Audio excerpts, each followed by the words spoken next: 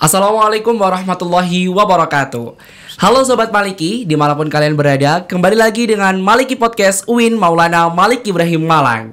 Bersama dengan saya, Aril Alfizahri, pada sore hari ini kita akan kembali bersama dengan Maliki Podcast terkait dengan penguatan moderasi beragama bagi Sivitas Akademika UIN Maulana Malik Ibrahim Malang.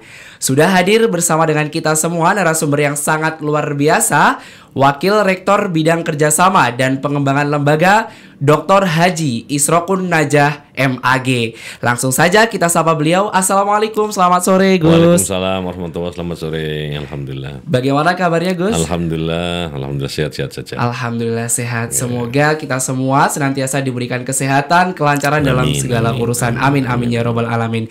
Nah, Sobat Maliki, pada sore hari ini kita sebagaimana telah disampaikan, kita akan membahas terkait dengan moderasi beragama.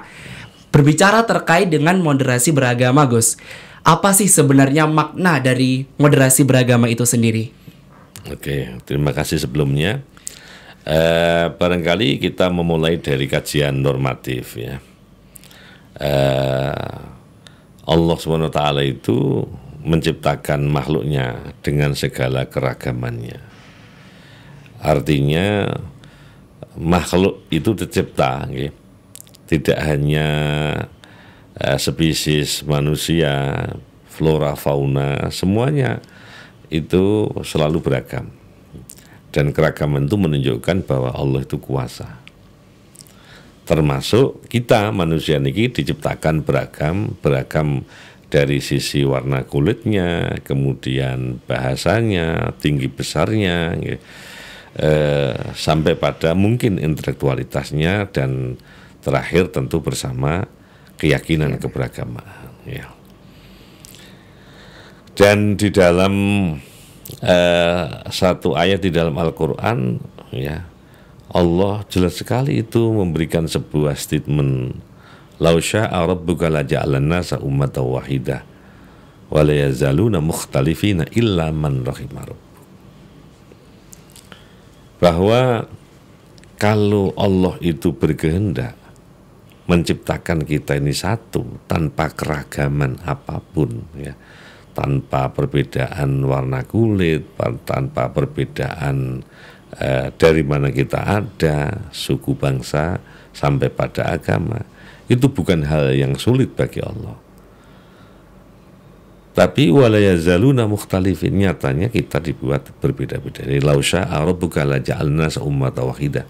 Andai Allah ya, kalau Allah berkenan, Allah menciptakan itu. Tapi wala yazaluna mukhtalifin, nyatanya Allah itu menciptakan kita ini beragam. Tapi ada clue di sana yang menarik itu. Wala yazaluna mukhtalifina illa man rahima rabbuk. Kecuali mereka itu diberi rahmat oleh Allah.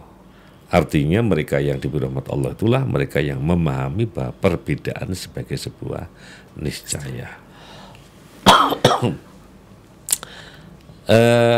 Keniscayaan ini berimplikasi kepada bagaimana kita sesungguhnya menjalankan hidup dan kehidupan dengan keragaman di antara kita. Karena itu dalam hal beragama misalnya Allah jelas sekali itu memberi ruang kepada siapapun dalam tanda petik seperti untuk memilih keyakinan-keyakinan. Kata misalnya di luar keyakinan Islam sekalipun Allah tidak memperkenankan itu. Jadi Allah hanya mengakui siapapun orang yang meyakini Allah sebagai Tuhan. Selain mereka yang Muslim, yang mukmin, Allah tidak akan pernah menilainya, hatta aktivitas kebaikan-kebaikannya. Karena itu Nabi di dalam melakukan komunikasi sosial, ya, interaksi sosial dengan siapapun, betapa Nabi juga memperlakukan sama atas nama manusia. Karena itu kalau ada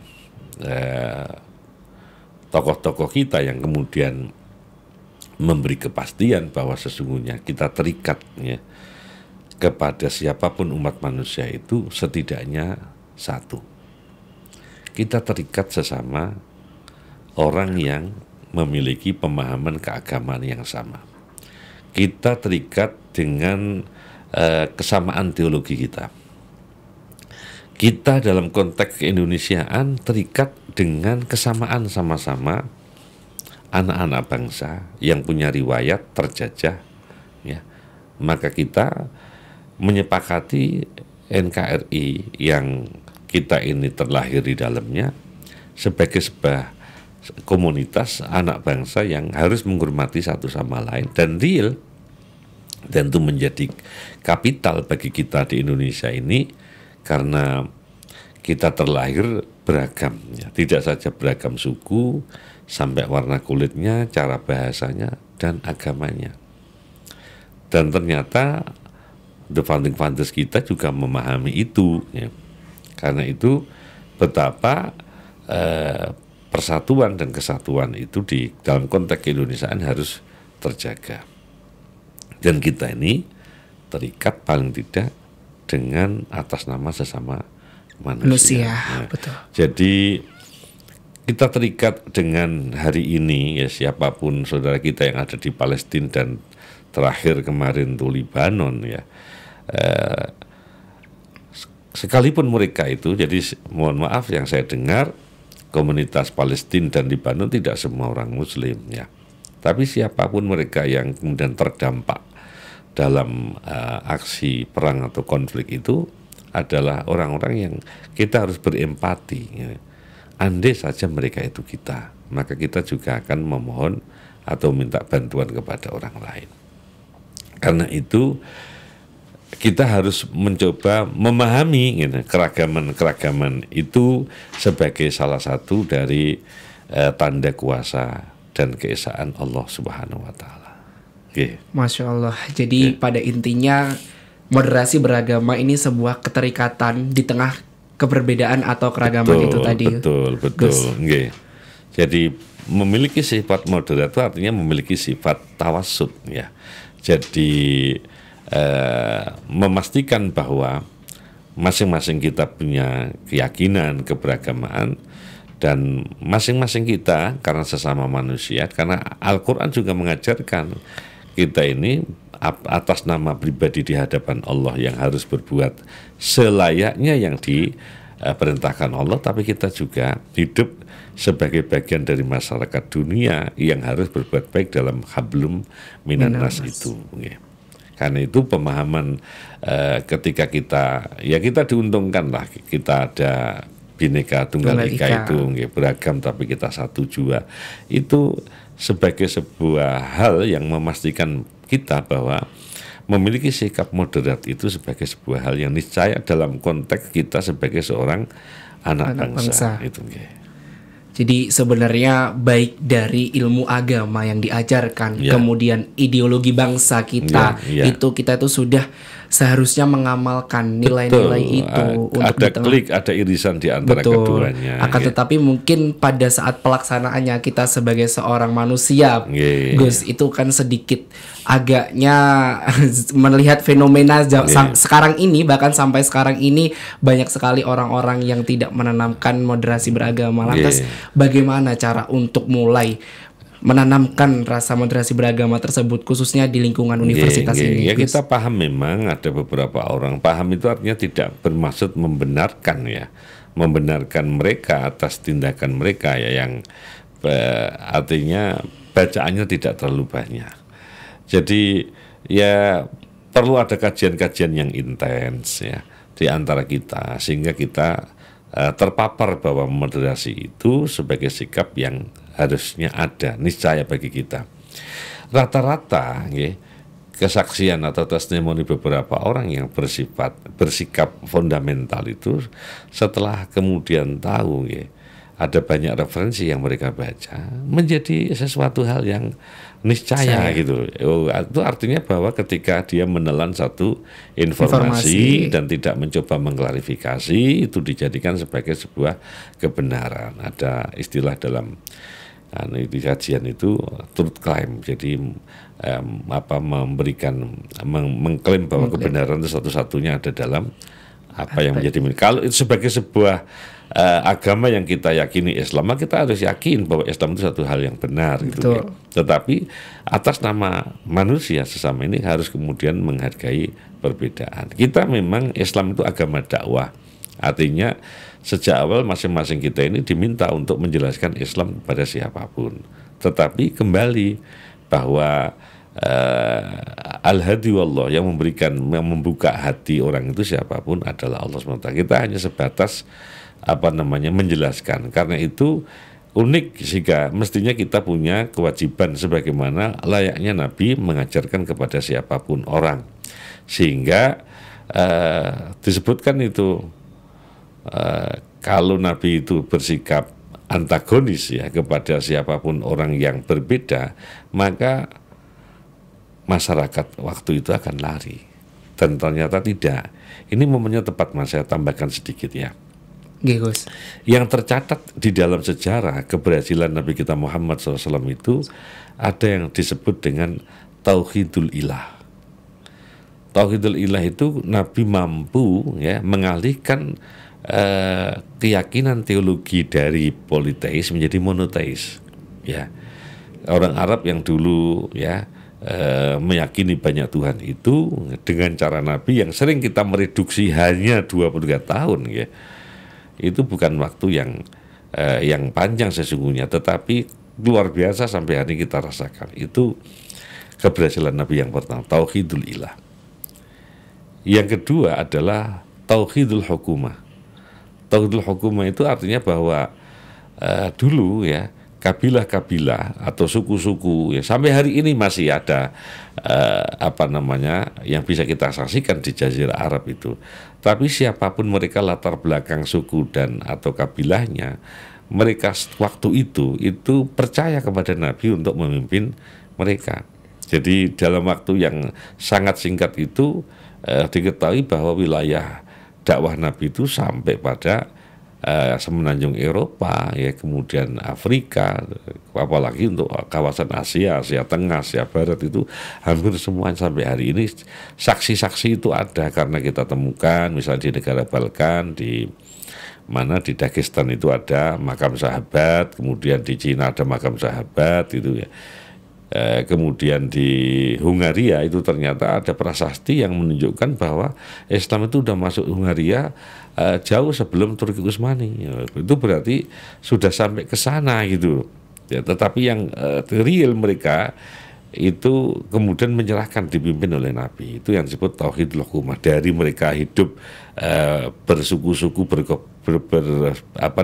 berkabilah-kabilah, kemudian disatukan menjadi sebuah wilayah yang luar biasa di bawah komando Nabi Muhammad SAW. Ya, yang Salam. Kemudian yang ketiga adalah Tauhidul Ukhuwah. Kita ini dipersatukan atas nama sesama anak manusia, itu sesama Muslim yang harus memberikan penghormatan. Maka contoh kecil ya. Jadi setelah Nabi wafat, sahabat-sahabat itu berunding ya untuk melanjutkan aktivitas atau amaliyah Kanjeng Nabi yang pernah ada. Ya.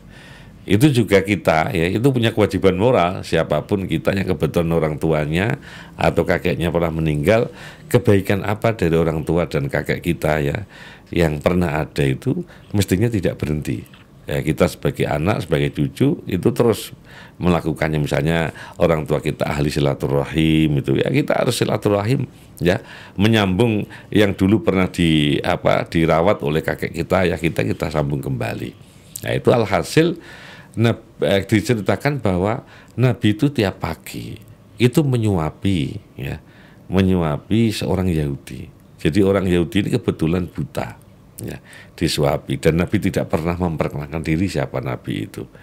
Begitu beliau wafat, maka sahabat Abu Bakar memastikan kepingin mengambil alih kebiasaan Kanjeng Nabi itu. Maka orang ini ya yang buta itu ya, itu bisa membedakan, kamu siapa kok beda cara menyuapinya gitu, tidak seperti kemarin. Itu setelah lama diskusi yang menarik itu, orang ini ya mengolok-olok Kanjeng Nabi itu. Wah, pokoknya tidak ada yang baik dari Kanjeng Nabi. Tapi begitu kemudian dikasih tahu sama Kanjeng Nabi, kamu tahu ya siapa yang nyuapi kamu kemarin? Tidak, itu Kanjeng Nabi gitu loh. Saya ini sahabatnya, baru kemudian tersentak. Nah, itu apa artinya? Bahwa Nabi tidak membedakan ya, agama sebagai sebuah alasan untuk berbuat baik. Ya, justru dari perilaku Kanjeng Nabi ini membukakan hati orang untuk kemudian beralih ya teologinya kepada Islam. Karena simpatik, karena agama memerintahkan kebaikan itu, Mas. Gitu. Yeah. Betul. Jadi pada intinya ketika kita ingin berbuat baik tidak perlu untuk menunjukkan siapa diri kita, tetapi dengan apa yang kita perbuat, apa yang kita lakukan, apa yang kita berikan manfaat untuk orang lain itu ya Gus ya. Betul. Luar biasa. Baik, jika berbicara terkait dengan moderasi beragama, tentunya di kampus Universitas Islam Negeri Maulana Malik Ibrahim Malang sendiri ini Gus, apakah sudah diterapkan? Kemudian seperti apa penerapannya dan mungkin apakah sudah ada kerjasama dengan pihak-pihak luar atau pihak-pihak terkait dengan tersebut, Gus? Jadi kita sebagai sebuah satker ya, satuan kerja di bawah Kementerian Agama yang kebetulan menteri punya kebijakan itu ya, dan kita juga diafirmasi harus ada pusat moderasi dan ada beberapa item di dalam perkuliahan itu yang bisa beririsan langsung dengan persoalan moderasi beragama. Karena itu tidak saja ini afirmasi dari kementerian, tetapi kita juga melakukan ya kegiatan-kegiatan yang kita sounding ya. Jadi moderasi beragama kita titipkan ya tidak saja kepada dosen-dosen ya, tetapi juga kepada ma'had ya yang paling intens ketemu dengan anak-anak santri atau mahasiswa baru ini kan. Luar biasa kita berikan pemahaman itu ya. Termasuk podcast ini juga mengapa ada juga dalam rangka barangkali sedikit apa yang kita bincang ini juga didengar oleh siapapun terutama mahasiswa kita sehingga mereka terbuka bahwa sesungguhnya Islam itu ya rahmatan lil alamin ya. Jadi rahmah istilah rahmah itu ya menjadi kasih sayang semuanya, jadi tidak hanya siapapun kita. Jadi kita nggak punya target yang lebih karena kita paham bahwa al-hadi Allah, yang memberikan petunjuk itu Allah, yang membukakan hidayah orang itu siapapun adalah Allah. Nah, kita itu berikhtiar untuk melakukan kebaikan sebagaimana yang diteladankan oleh Nabi. Karena itu kita kerjasama ya, dengan pihak-pihak lain ya. Di samping kita punya keberanian ya untuk menerima mahasiswa non muslim sebagai mahasiswa tetap ya. Jadi ini alhamdulillah ya. Dan ini bukan yang pertama Mas. Jadi beberapa tahun yang lalu ada mahasiswa yang kebetulan meminati kampus di tempat kita dan kemudian konfirmasi, saya kebetulan bukan orang muslim. Apa yang harus kami lakukan? Ya Anda punya hak yang sama seperti mahasiswa lainnya gitu. Tetapi kewajiban-kewajiban administrasi sampai akademik ya layaknya mahasiswa yang lain.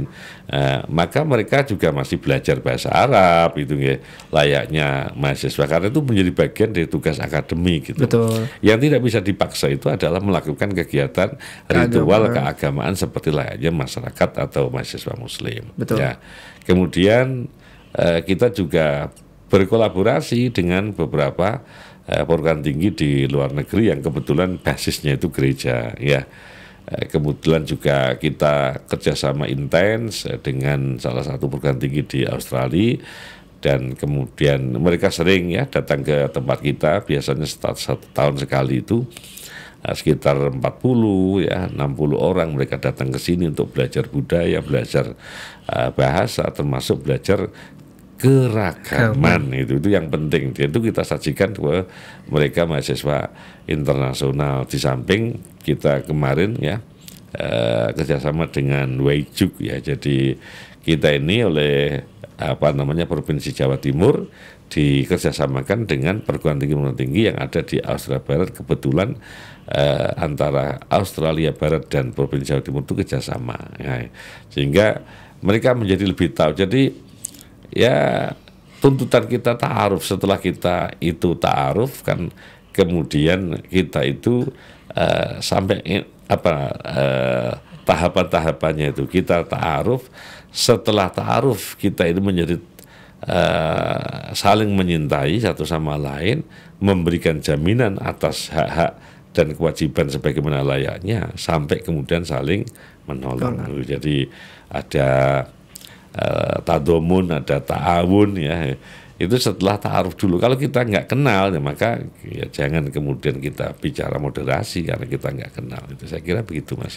Luar biasa. Jadi pada intinya moderasi beragama ini bukan berarti untuk mencampur adukan keimanan seseorang. Bukan, sama sekali bukan. Sama sekali bukan. Jadi kita memahami bahwa perbedaan sebagai sebuah niscaya dan bagaimana kita mensikapi perbedaan di antara kita.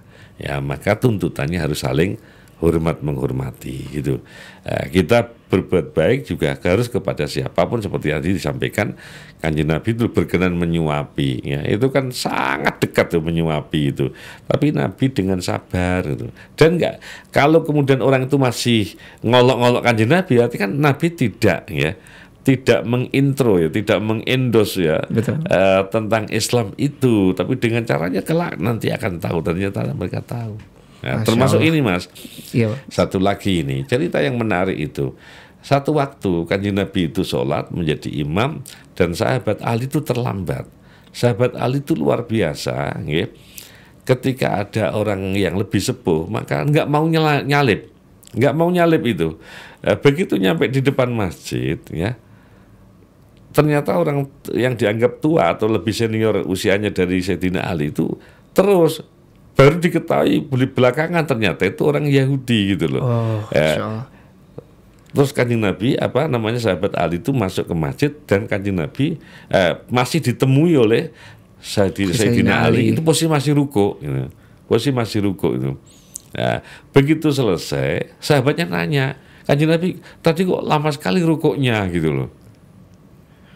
Jadi karena kemudian Kanjeng Nabi ngendikan ya, saya memang tadi dikasih info sama malaikat Jibril, jadi malaikat Jibril itu menghentikan supaya saya tidak i'tidal dulu, nunggu sampai Sayyidina Ali itu menemui kita di sini. Gitu. Artinya, jadi Sayyidina Ali tidak nambah rakaat karena dianggap karena posisi masih rukuk kan masih dianggap mendapat satu rakaat gitu loh. Jadi itu orang Yahudi gitu loh, Mas. Gitu.